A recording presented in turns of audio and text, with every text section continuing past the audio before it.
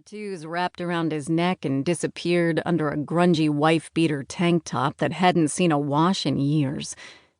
As I so often did, I wondered what he'd been like before he was turned.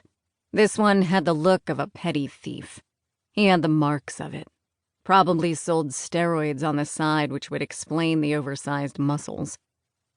I let my hip bump him as I walked by, lightly, with just enough force to put him off balance. Sufficient to get his attention. He spun, and if any human had been watching, it would have looked like he was never standing the other way. Dumbass. It was a wonder we hadn't found him sooner. A wonder he was out here at all without his master guiding him.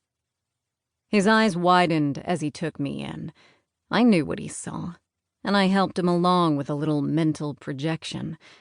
A girl with a rack that hovered with gravity-defying perkiness. Long black hair perfect for grabbing and wrenching aside as he buried his fangs into the side of her neck. Long legs that would wrap around his waist, holding him tightly to her. His mouth dropped open as I sent the detailed thoughts to him. That didn't work on everyone, but on those without a spine, it was a charm I used liberally. Like a puppy dog, he fell in behind me, trailing me as I glanced now and again over my shoulder, smiling at him, carefully though. It wouldn't do to show him my fangs just yet. Calvin was quiet. He knew if he spoke with the vampire this close, my mark would hear him, and we'd have a fight on our hands. Not that I minded, but in the middle of the underground, I wasn't so keen on dealing with the fallout of so many humans watching two vampires battle it out. "Hey, beautiful girl." The vamp made a grab for me, but I spun lightly away from him, laughing. "Oh, I won't be that easy to catch." I winked at him, the weight of my false lashes making it a slow, sultry move.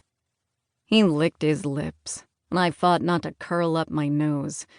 Pervs. Calvin was right. They were all pervs.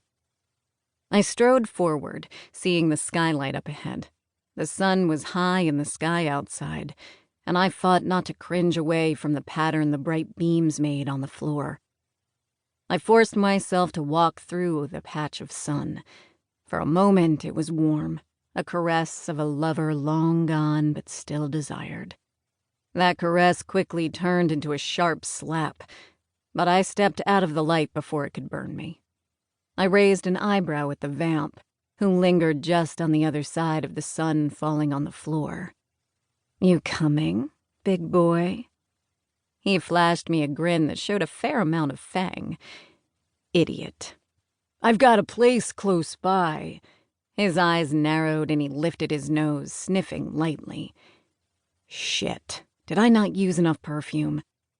An older man, stooped with age, his long gray hair tied back in a ponytail, shuffled toward us, his cane thumping. "Hey, you two, get out of here. It says no loitering." He smacked his cane against a sign saying just that, then looked at us and let out an exasperated sigh.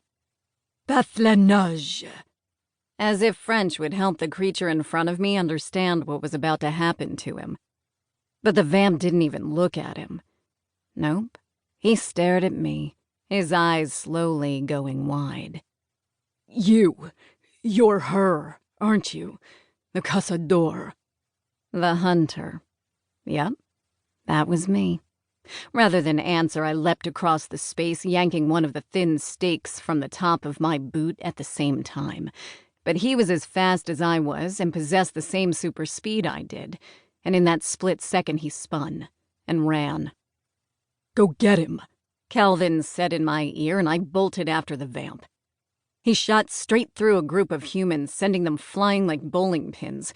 As I streaked past, I heard bones break and cries ring out in the air. This guy really was an idiot. Who the hell had made him and sent him out so unprepared? "Peter, is this one of yours?" I pushed the thought away as soon as it rolled into my head. This was not the time or place to be thinking about the vampire who would have me call him master. My mark took 3 quick corners, and then the sound of his footsteps disappeared. I froze at the 3rd corner.